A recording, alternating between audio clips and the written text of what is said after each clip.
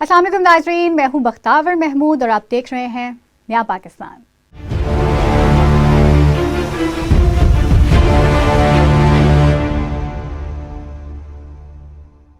ناظرین، آج ہم آپ کو بتائیں گے کہ اب تک پی ٹی آئی حکومت کی کیا کارکردگی رہی۔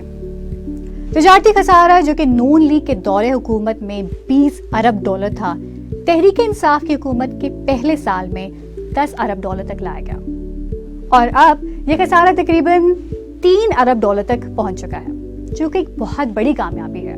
جب یہ حکومت آئی تو کرنٹ اکاؤنٹ ڈیفیسٹ جو بتاتا ہے کہ آپ کی ڈالرز کی سچویشن کیا ہے ملک میں، وہ ایک تاریخی حد کے اوپر 20 ارب ڈالر تھا۔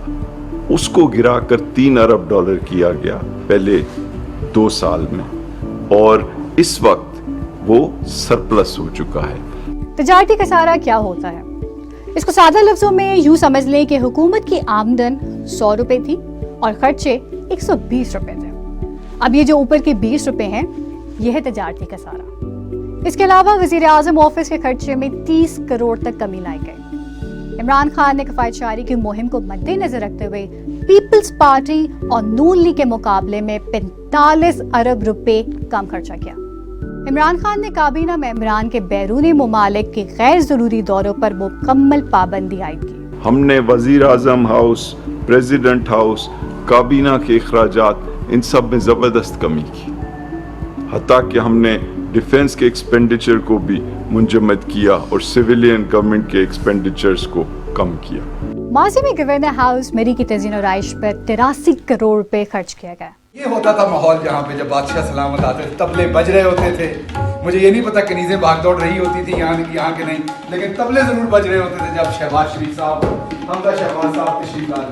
تبلا بجا کے رکھی، عوام کو پتہ چلے انہوں نے ہمارے مال پہ کیسے تبلا بجایا۔ شہنشاہ اعظم کے جو ولی عہد تھے، یہ ان کا بیڈ روم تھا۔ یہ دیکھیے ذرا ولی عہد کے بیڈ روم کا حال، اور یہ عوام کے پیسے سے، اگر اپنے پیسے سے بنایا تو کوئی پرابلم نہیں ہے۔ اس کے برعکس موجودہ حکومت نے فیصلہ کیا کہ تمام گورنر ہاؤسز اور سرکاری ریسٹ ہاؤسز کو بروئے کار لایا جائے اور ان سے آمدنی پیدا کی جائے تاکہ ان پر سرکاری خرچہ نہ ہو۔ پیپلز پارٹی کے دور حکومت میں واشنگٹن کے دورے پہ اخراجات 8 لاکھ ڈالر تھے، جو کہ پاکستانی روپوں میں 12 کروڑ 86 لاکھ روپے بنتا ہے، جبکہ نون لیگ کے دور میں ایک دورہ 7 لاکھ ڈالر میں ہوتا تھا، جو کہ پاکستانی روپوں میں 11 کروڑ 25 لاکھ 25 ہزار روپے بنتا ہے۔ جبکہ یہی دورہ جب عمران خان نے کیا تو اس پر محض 65 ہزار ڈالر خرچہ آیا۔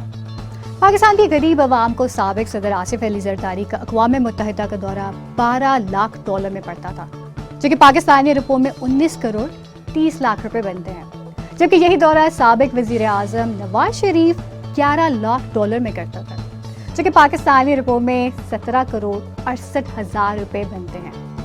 سابق وزیر اعظم شاہد خاقان عباسی کا دورہ 8 لاکھ ڈالر میں مکمل ہوا، جبکہ موجودہ حکومت کے دور میں اسی دورے کے اخراجات محض 1,60,000 ڈالر تک محدود رکھے گئے۔